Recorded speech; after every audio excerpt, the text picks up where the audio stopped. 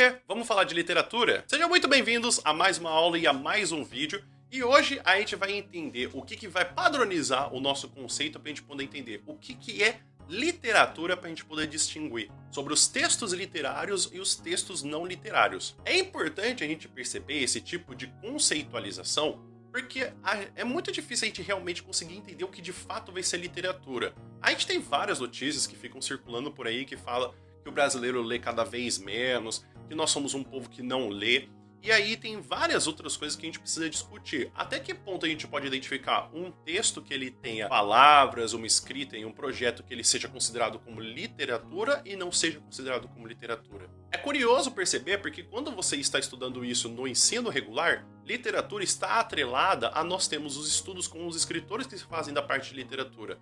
Mas é importante perceber também que quando você talvez for por um curso superior ou você for para um curso técnico, a palavra literatura significa nada mais nada menos do que a produção escrita de pesquisas. Porque para perceber, o que faz com que a gente tenha especificamente um amontoado de palavras para poder significar literatura? É uma frase? São 140 caracteres? O que define isso? Porque você poderia falar, poxa, Lê, mas não tem como a gente ter exatamente uma frase que possa ser uma literatura. Mas é aí que tá. Nós temos poemas que são apenas de uma frase só. Nós temos microcontos que eles têm uma contagem específica de quantas letras vão ser utilizadas. E até mesmo relatos que são considerados hoje como parte da nossa literatura. Porém, o que vai destacar a literatura como uma das artes é perceber que ela é nada mais nada menos do que a arte da palavra. Isso já vai fazer uma boa distinção entre a gente conceituar arte e a gente conceituar literatura. E também a gente vai entender sobre 3 conceitos que vão ajudar a gente a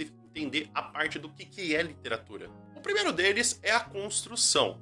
Um texto, ele é para ser montado como um texto pela própria parte que a gente tem como identificação de sua construção. A gente pode dar uma olhada em um soneto e já bater o olho e falar, isso aqui é um soneto.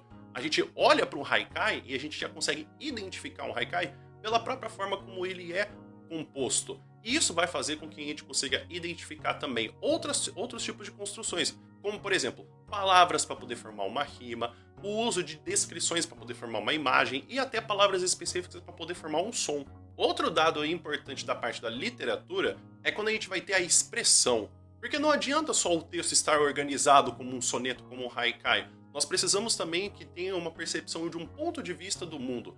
Isso ajuda nós a entendermos por que ficamos tocados ao ler um poema. Porque quando a gente vê um haikai, porque a gente vê um soneto, um conto, uma história, a gente consegue perceber que a gente não precisa ter vivenciado aquilo para poder entender o que está se passando. Essa forma dessa expressão dos sentimentos ajuda a gente a poder conseguir entender por que a literatura ele tem esse poder de um texto diferente. Porque que mesmo com a construção e o número de letras de um texto não literário, como é o caso talvez de um texto de um artigo científico, que tenha total diferença quando ele é um conto. Por último, temos o conhecimento.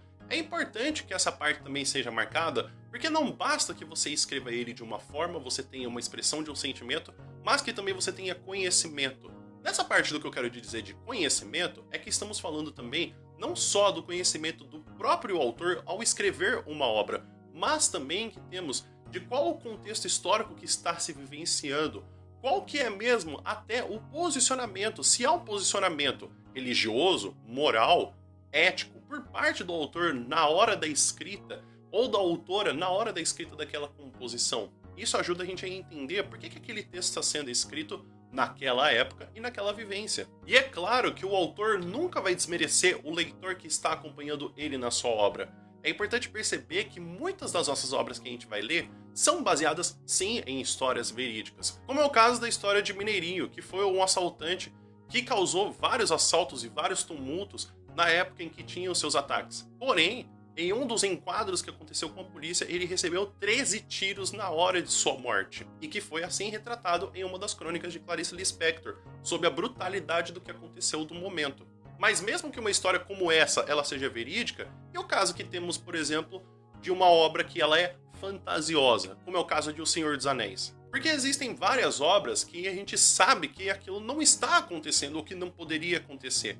Porém, até mesmo com os gregos já se foi explicado que existe um processo chamado verossimilhança, que é um pacto que nós fazemos com o nosso leitor que é de fazer com que a gente entenda que a história, ela é verdadeira enquanto acontece na história. Então a gente não vai questionar se aquela história realmente está acontecendo ou não está acontecendo. Mas a literatura, ela tem um papel de que o mundo existe e acontecem aqueles fatos dentro daquele universo da literatura. E como a literatura, ela pode ajudar nós a podermos entender antigos tempos históricos, pontos de vistas diferentes e até mesmo a entender sentimentos que a gente nunca precise ter passado por simplesmente a gente conseguir ler um livro e conseguir sentir no nosso coração por ler aquelas palavras. E também entender que a literatura, ela não faz com que a gente fique mais inteligente ou sejamos melhores do que outras pessoas, mas que ela é uma luz, ela é uma pequena luz que faz com que a gente perceba em volta o tanto de escuridão que existe. Então é isso, pessoal. Espero que vocês tenham entendido. Inclusive, ficou com alguma dúvida na parte do conceito do que é literatura ou alguma outra coisa que você queira saber especificamente? Escreve aqui nos comentários para eu saber, por gentileza. Muito obrigado por ter assistido o vídeo e a gente se encontra numa próxima aula. Até mais!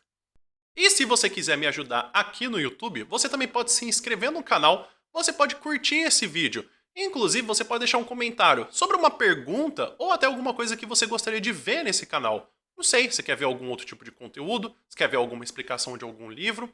Ou também você pode mandar esse link desse vídeo para uma outra pessoa que esteja estudando com você. Pode ajudar ela também, assim como pode ter te ajudado esse vídeo também. Se você quiser continuar estudando, bem aqui embaixo do meu vídeo tem também um link para você poder acessar meu Drive com a minha pasta, com os PowerPoints que eu utilizo, com as listas de exercícios que eu crio, para você poder continuar aprofundando seus estudos. E se você quiser estudar comigo no meu curso de literatura, ele está também no link aqui embaixo, para você poder estudar não só a parte de períodos literários, também como você vai ver resumos de livros, você também vai ver análises de autores e também obras que eu vou explicar para você de vestibulares específicos.